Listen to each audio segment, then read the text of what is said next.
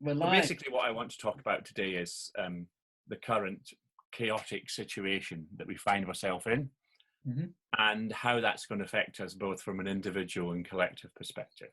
Yeah. So my first slide is one of my favorite pictures. It's Escher's. Where are we going on this staircase? There's people going horizontally, vertically, rushing about, trying to find out what we're doing and how we're going to do it. Mhm. That leads on to we're in this wonderful world of emerging change factors. In this time of chaos, how do we build an agile and resilient team? And given what's happening at the moment, you've got people who are working from home, you've got people who are working in the office, and now the conversation has to go something like, are you going to allow me to work from home? Mhm. And what does that look like? Yeah. And if I have to go into the office, is the structure there to do it? What does hot desking mean? It seems we're no longer going to be doing hot desking. Yeah. Will we have a red, blue, and a green team who come into the office on certain days? I'm now being color coded going into work. I'm Mhm. now being color coded going and working from home. Yeah. And what do I have to put in place in home to allow me to be remote and also still talk to my colleagues? Yeah. Absolutely. And these questions have to be asked. They do. It's interesting that you bring up the sort of the separate teams. I watched an interview 2 days ago with who's a fire chief who was from Australia and obviously was dealing with the bushfires that obviously engulfed pretty much the whole country. And one of the things that he was saying is that he's managing two teams and never the two shall meet, obviously because of COVID. That's been forced upon them, but that was obviously added more complexity into the mess that already was the bushfires and trying to sort of manage the environment. Yes, and again, given the reading I've been doing on the sense of place, this is really coming down to it. I mean, I think the chairman of Barclays at the weekend said, there's no longer going to be 7,000 people in an office. Mm-hmm. Yeah. So why are you building a big office building?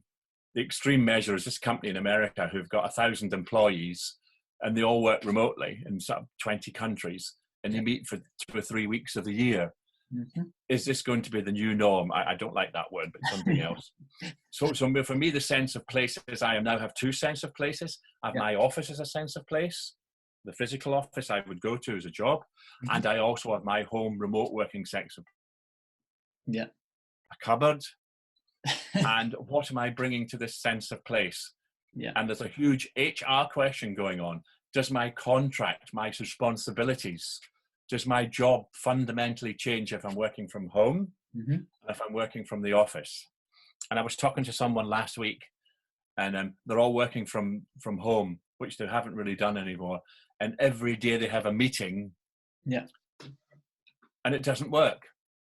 Okay. Because people are having meetings about meetings, which is interesting. So basically, as you and I know, we're having a 15-minute meeting. Here's the agenda, 2 or 3 key points, and this is what we want out of it. Absolutely. An online meeting is not about information. I can go and find the information anywhere. Yeah. I need to know, what would you like me to do today? And what am I putting up on my board to say, have I completed this today? Yeah, absolutely. And that's another conversation that needs to be happening. It needs to be happening. And it's a huge, great, will HR or companies have to rewrite their policies? True. It's going to be another sort of complex mess that they're going to have to try and untangle to find a way through, really. And how do you do that with the normal thinking, normal approach? Yeah. So again, going on to the next thing, what makes a leader successful? I mean, we've seen wonderful examples, out of all the world of people saying, right, I'm telling you this, it may not work, we may fail, but we have to be in this together. Yes. Interesting. So maybe the Western being in it together and the Eastern being in it together are two completely different cultural aspects of where we're taking people. Yeah. And it's interesting now that we're now going to be trialing the new COVID app. They're trying it in the Isle of Wight. Oh, okay. Wow. This week. And then if it comes up on your phone, by the way, you've been out and 15 people around you have had the virus or maybe, What's that telling you? That's not reassuring to tell you you've been in contact with 15 people who may or may have not had the virus. Yeah. And at the same time behind it, Yeah. what we're doing with all this data. Yeah, true. And also, if the information is not intelligent, then it's just information, and it's just, again, it's more overload to the existing, media that's throwing loads of hearsay about anyway. It doesn't really help, does it? No. And I think, that, as you said, you're a really good example of the Australian Fire Service. At this point, this guy came up and said, I have to be a leader, but he's got teams out there who've probably got no communication, and you have to be your own leader in your own right, given your infrastructure. Absolutely. And your responsibility to actually do that. Yes, absolutely. And it's a bit like, you need to realize people are going to be different by, all these people and all these teams are going to be driven by different facets, values and behaviors. What's happening? Am I going to be furloughed? I mean, I can't even speak to some people who have been furloughed. It's really interesting. Yeah. I'm trying to phone them up to make sure they're okay, and they won't answer the phone because they think if they've been furloughed, they can't do anything. Yeah, it's really interesting. No, I'm furloughed, so I can't talk to you, but you're not doing any work. But you have to keep yourself well. Of course, yeah, and without purpose, you languish in solitude perhaps, and go down into a downward spiral. It's an interesting point as well about the furlough, and again, it'll be another HR/leadership problem that they're going to have. But there's been discussions about how will those that have been furloughed and those that haven't, when they all come back together, what's that relationship going to be like? Is it going to be animosity from those that had to work and couldn't get furloughed, but perhaps would have liked to have, with families or whatnot? You don't know. What is that relationship going to look like in the future? Yeah. So I'll go back to the donkey and the swap in a minute. So our values and behaviors are really interesting, that, our I and the we and the values and behaviors. Now, if you're in an office, you would look at that and go, I understand that. Yeah. When you're at home and working remotely, where is that shift actually happening from the we to the I? Because your I, if you're working remotely and you're on your own, will overwhelm the we. And at what point do you go and have a conversation with the we? Yes. And at the same time, does my I fundamentally change because I'm now working remotely? What am I expected to do now that I'm, in the middle of nowhere? And can you trust me? What is this infrastructure going to look like? If we said very early on, what do I have to put in place to have a remote office? I mean, there was a guy who ran a call center and he had 3,000 people, and now he has 3,000 people working from home. Yeah. Exactly. And I suppose it's 3,000 people logged on at the same time. Will that infrastructure cope with that? True. Yeah.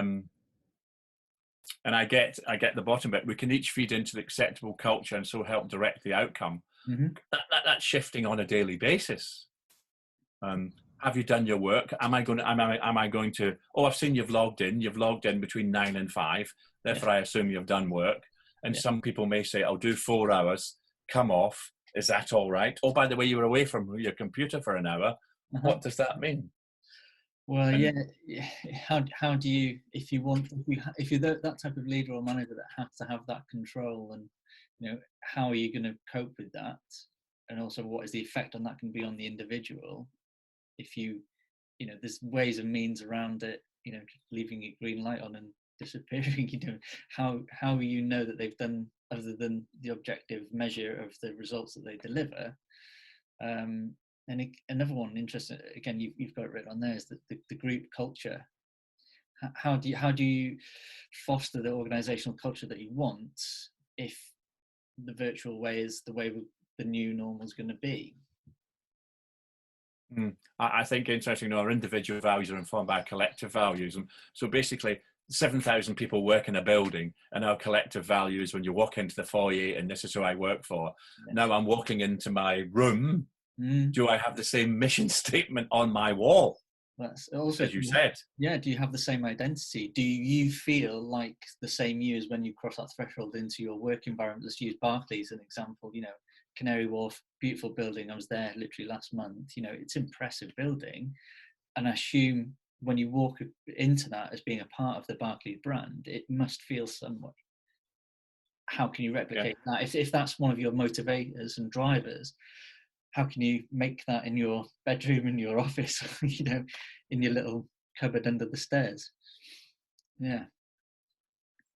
Yes, I had to phone someone yesterday about setting a policy up, and it was like, yes, I know what you're talking about, but I haven't got access to all this information, and I'll get back to you. Whereas before, I can tell you now, you can either, the answer will be yes or no. Yes. So we're actually having to take a step back and saying, you know, you have to go and do it in a different way, but please give me the infrastructure to do it. And also, if you're not traveling to London every day, so you're saving money on fuel, car and train, will that money go into your salary because you're working from home, or will they give you that money to set up your remote office? Yeah, there's loads of possibilities. I'm saving you £5,000 a year by not having to go to London. Where's that money going to go?